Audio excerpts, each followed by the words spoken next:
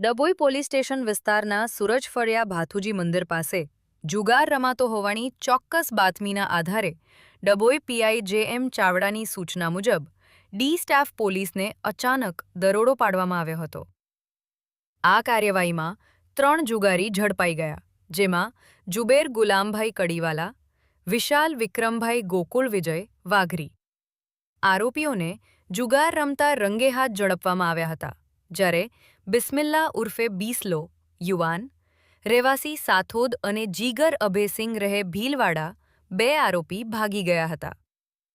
ભાગેડુ સામે કાર્યવાહી હાથ ધરી દાવ ઉપર અને અંગ ઝડતી સાથે કુલ ₹21,850નો મુદ્દામાલ કબજે કરી જુગારના બીજા બનાવવામાં.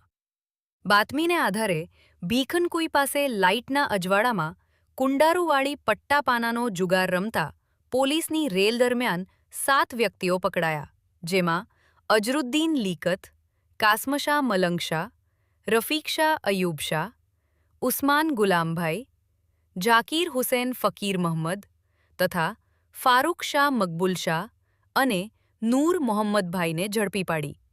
તેઓ પાસેથી અંગ ઝડતી અને દાવ ઉપરના કુલ ₹12,350 મુદ્દામાલ સાથે જુગાર ધારા 12 મુજબ તમામ સામે કાર્યવાહી હાથ ધરી જેલ ભેગા કરતા જુગારીઓમાં ફફડાટ વ્યાપી જવા પામ્યો હતો.